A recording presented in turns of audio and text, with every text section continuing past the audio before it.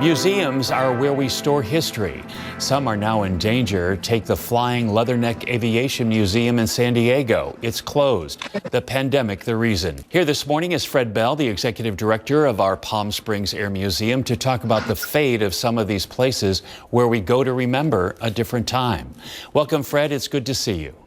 Good morning. How are you? I'm good. So, Fred, tell me why the Flying Leatherneck closed. The pandemic originally shut them down, and then that is one of the legacy museums of the armed services. Back 30 or 40 years ago, a lot of these bases had museums attached to them, and then about 15 or 20 years ago, the military started spinning them off, and that's one of the museums that got spun off, similar to March.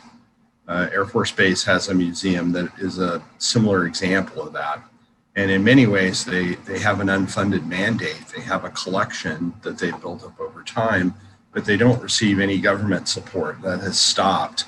Is it going to be more difficult for museums to stay open because they are, really relying on a donor base to open the doors for them? We have seen some limited support from the federal government as far as stimulus, but most private museums don't get much governmental support, not like the national museums.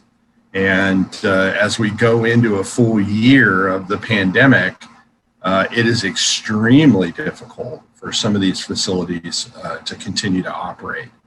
And so I think the number I saw the other day was that the closure rate on museums is going to be about 50%.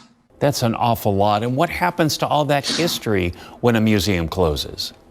Well, it goes away. Sadly, every time we lose a museum like this, all of those oral histories, the artifacts, everything. In the case of these museums that have large artifacts, a lot of that stuff is actually scrapped. It's destroyed in place. I don't know what will happen to the smaller items in their collections. Many of it goes into private collector hands, and or we try to help whenever we can to save something. As time goes on, are you finding that because out of sight, out of mind, that people have not thought about museums as much as they did when they were able to go to one? I think the biggest challenge is being proactive. You have to tell your donor base that you're still there and the people that would frequent the museum. And we were on an initiative before all this happened to go online. We've taken our online interactions from about 18,000 a month to over 200,000 a month. But a lot of folks weren't in that position or weren't set up to do that. And then when the closures happened, they had no resources to make any changes. So it's kind of a witch's brew right now for a lot of these folks, and it's not going to be, it's not going to get any easier out to the end of 2021. So, Fred, I know that you are open, but it's limited. The good thing is that you have outdoor displays, so you're able to attract an audience for that. But most museums don't have that. We have 10 acres of exhibits, and we've been able to modify the facility to have it be more open air. But if you're in a 4-wall brick and mortar environment, that's extremely, very difficult to operate. Do you have any guess as to when you might fully reopen and get back to business? We are seeing people move around. And we do provide an outlet and an educational mission for kids, which we've been very focused because the schools have been shut down.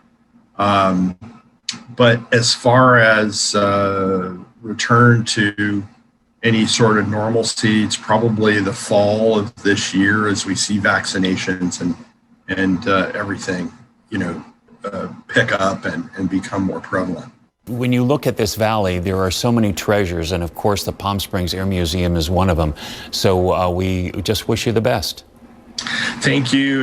And as I said, if you have an interest in something, find a museum that you're interested in. It doesn't have to be the Air Museum, and reach out to them and see how you can support them. And Joe, we always appreciate your support as well. Well, it's our pleasure. You know, it's one of those things, you know, we'll be sorry if it's gone. Absolutely. And let's make sure that doesn't happen. Thank you so much. We appreciate it, Fred. And stay right there. We'll be right back.